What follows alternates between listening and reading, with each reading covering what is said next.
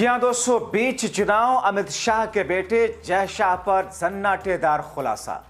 राहुल ने कसवा दी नकेल और 11 नवंबर को दूसरे चरण के मतदान में भारतीय जनता पार्टी की क्या बिखर गई बिसात। स्वागत है आप सभी का। आप देख रहे द राजनीति का विशेष सेगमेंट खबर और विश्लेषण। मैं हूं जबार खान। दोस्तों, आखिर वो कौन सा खुलासा जय शाह पर सामने आया जो कि अमित शाह के बेटे हैं, जिसकी वजह से पूरी बीजेपी बैकफुट पर है। आखिर राहुल गांधी ने उस खुलासे के आधार पर हजारों लोगों के सामने कैसे नकेल कसवाई है और इन तमाम चीजों के बीच में इसका इंपैक्ट बिहार के विधानसभा चुनाव के दूसरे और आखिरी चरण के मतदान पर किस तौर पर होने जा रहा, कहीं और कैसे कहा जा रहा है कि बीजेपी की तो 11 नवंबर को लुटिया डूबेगी। दोस्तों, सीधे सीधे खबर पर आते हैं, खबर दिखाते हैं। दोस्तों, सबसे पहले देखिए, राहुल गांधी का एक बयान आपको दिखाते हैं और सुनवाते हैं, क्योंकि जय शाह को तो आप जानते हैं ना दोस्तों। जय शाह केंद्रीय गृह मंत्री अमित शाह के बेटे हैं। ये वही जय शाह हैं जिनका बिजनेस एक साल में ही, शुरुआत में ही 1600% प्रॉफिट लाया था।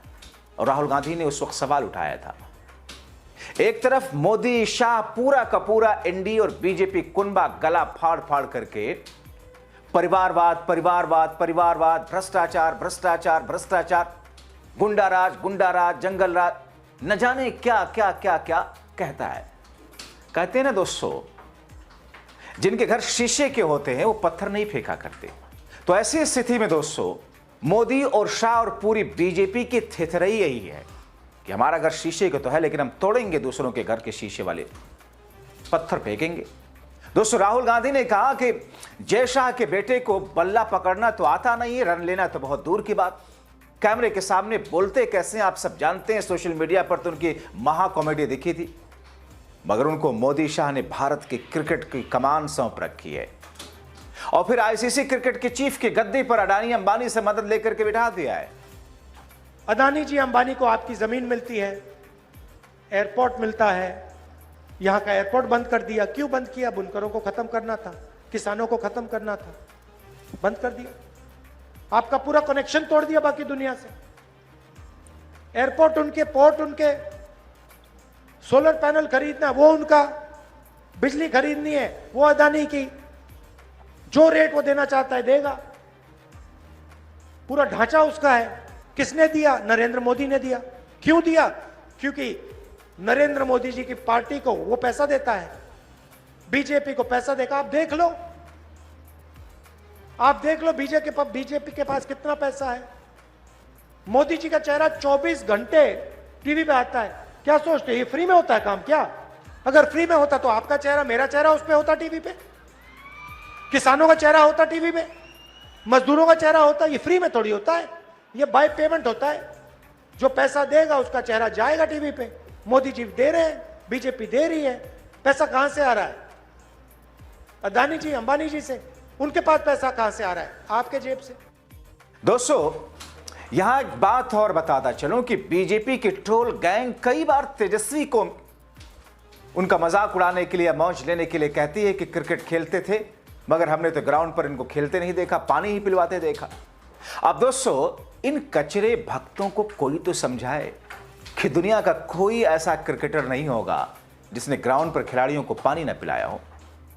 और दोस्तों, एक और बात है कि जिस वक्त अगर अमित शाह ने जैसे जय बाबू को, जिन्हें माफ कीजिएगा बोलना तक नहीं आता, क्रिकेट खेलना तो दूर की बात है, जब उनको इतनी बड़ी पोस्ट पर बिठा रखा है, तो जिस समय तेजस्वी ने क्रिकेट खेलना शुरू किया था उस समय तो इंडिया गठबंधन किया, उस वक्त की यूपीए की कांग्रेस गठबंधन वाली सरकार थी। और लालू चाहते तो फिर तेजस्वी को टीम में डलवा सकते थे। आईपीएल तो खेल ही रहे थे तेजस्वी, या लालू चाहते तो फिर तेजस्वी यादव का 9वीं नहीं, ग्रेजुएशन और मास्टर्स की डिग्री भी बनवा सकते थे और ओरिजिनल कहीं रजिस्ट्रेशन करवा करके, मगर वो तो स्वीकार करते हैं तेजस्वी, 9वीं तक पढ़ाई की बात करते हैं। मगर दोस्तों, जैसे ही शाह साहब के बेटे की कलई खुली, शाह समेत पूरी बीजेपी बौखलाई घूम रही है। अनाप शनाप हिंदू मुसलमान नफरत करते दिख रहे हैं बिहार चुनाव में, मगर अपने भ्रष्टाचार पर कोई खबर तक नहीं। गटर मीडिया को चलाने नहीं देते, जिस पर बड़े बड़े खुलासे पे दोस्तों, विपक्षी पार्टियों के खुलासे और आरोपों को तो छोड़िए, इसी बिहार में मोदी नीतीश की डबल इंजन सरकार पर मोदी शाह की सरकार में 10 साल केंद्रीय मंत्री रहे आर.के. सिंह ने 62,000 करोड़ रुपयों के घोटाले का खुलासा करते हुए आरोप लगाया। और दोस्तों, यह घोटाला तो 62,000 करोड़ का अलग है, मगर मोदी की डबल इंजन सरकार ने इसी बिहार में, जहां शाह ने कहा था कि बिहार में इंडस्ट्री नहीं लग सकती क्योंकि वहां इंडस्ट्री लगाने के लिए जमीन नहीं है, मगर दोस्तों अब आपकी आंख खोलने वाले खुलासे पर मोदी शाह भागते हैं। मोदी शाह ने इसी बिहार में, मुजफ्फरपुर के इसी इलाके में 1050 एकड़ जमीन, आपको पता है, मात्र 1 रुपए में 1 रुपए एकड़ के हिसाब से अडानी को दे दी। आपको पता है ये प्रोजेक्ट जो अडानी वहां शुरू कर रहे हैं 25 साल के लिए है। हर साल अडानी 25,000 करोड़ रुपए कमाएंगे। अब सोचिए, शुरुआत में 25 साल तक हर साल 25,000 करोड़ रुपए, कैलकुलेशन करके देखिए कितने जीरो लगेंगे। मगर आपको इतना बता सकता हूं दोस्तों कि दुनिया के 90% देश की जीडीपी इतनी नहीं जितना अडानी कमाएंगे, करीब 6.25 लाख करोड़ रुपए। पूरे देश में कोई ये हेडलाइन बना सके कि 62 लाख करोड़ का घोटाला, 62,000 करोड़ का घोटाला, उसमें कितने जीरो हैं, ये सब अब पूछा नहीं जा सकता। क्योंकि अगर आज आप ये चला दें या कल आप छाप दें, तो कल या परसों तक या तो वो स्टोरी रहेगी या आप रहेंगे, या तो स्टोरी को हटा दिया जाएगा या आपको हटा दिया जाएगा। प्राइम मिनिस्टर ऑफिस हमने बहुत प्रधानमंत्री देखे, आपने देखे, लेकिन ये प्रधानमंत्री का जो कार्यालय है, इसमें एक मायावी हिरन है, हिरन जोशी, हिरन जो भी आप मान लीजिए, जो इस देश की पत्रकारिता का अपहरण करके ले जा चुका है। सुना आजकल वो हिरन परेशानी में है, कोई और खरगोश, चीता, गीदड़ कोई आ जाएगा प्राइम मिनिस्टर ऑफिस में, जो आपको पत्रकारिता नहीं करने देगा, 62,000 करोड़ के घोटाले के विषय में न छापने देगा न चलाने देगा। यह बिहार में हुआ है। 1 रुपए में, 1 रुपए प्रति एकड़ में 1050 एकड़ जमीन पीरपैंती में,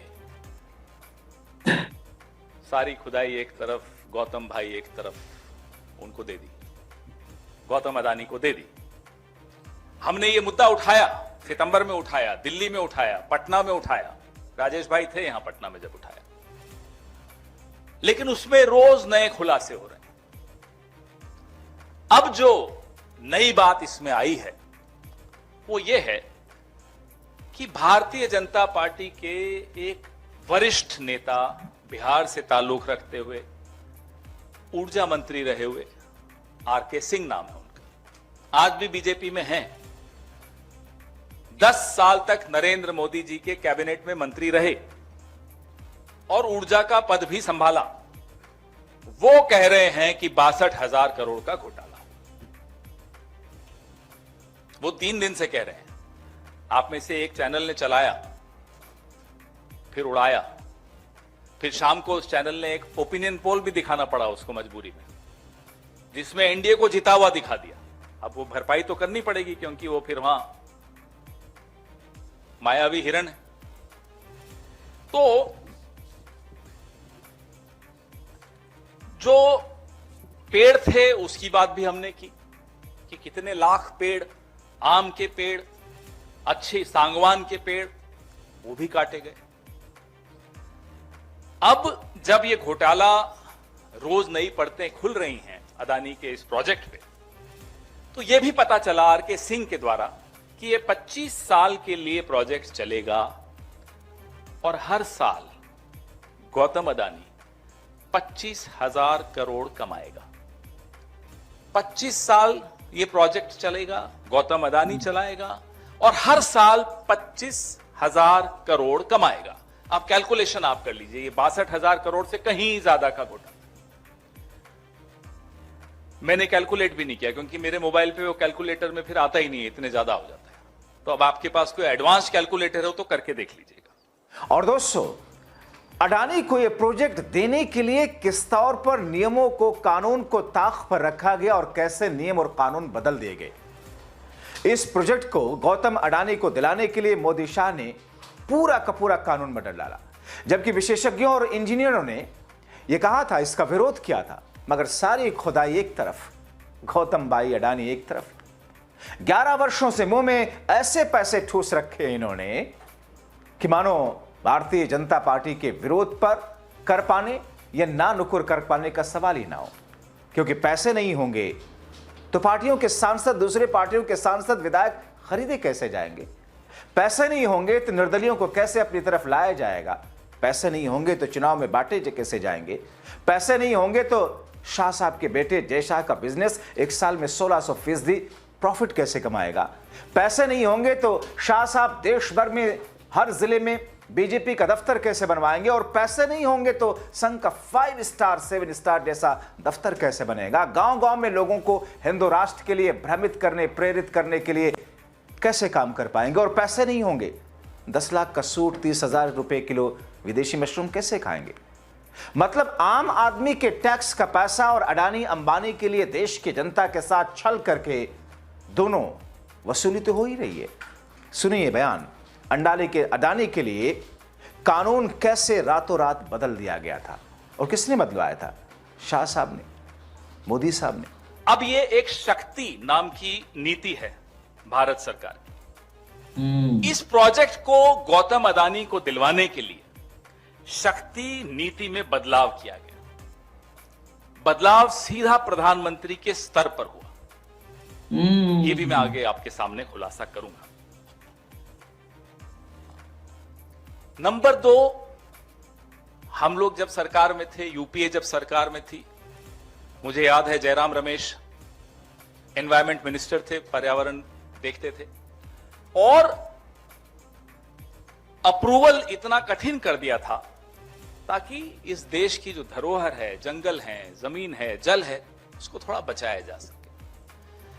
प्रधानमंत्री नरेंद्र मोदी ने इस परियोजना के लिए, गौतम अडानी के लिए, बिहार के लिए नहीं, इस परियोजना में गौतम अडानी का लाभ कैसे हो, उसके लिए पर्यावरण के जो मानक हैं, जो पैरामीटर्स हैं, जो नियम हैं, उसमें भी परिवर्तन कर दिया। और इंजीनियर्स ने, विशेषज्ञों ने बड़ा विरोध किया, फाइलों पर भी विरोध किया, इसी पीर 35 के प्रोजेक्ट का विरोध किया, लेकिन फिर भी, मैं फिर दोहराता हूं, फिर भी सारी खुदाई एक तरफ, गौतम भाई एक तरफ, सारी फाइलें अप्रूव हो गई और प्रोजेक्ट उन्हें मिल गया। जो प्रदेश के मुख्यमंत्री की स्थिति इन लोगों ने बना के रखी है वो अब सबके सामने है, मुझसे ज्यादा आप लोग जानते हैं, आप रोज देखते हैं। इधर मौर्या में ही मैनिफेस्टो के दिन क्या हुआ आपने देखा, मुंह बंद, बोलने नहीं दिया जाता। हस्ताक्षर फाइलों पे कैसे लिए जाते हैं आप सब जानते हैं।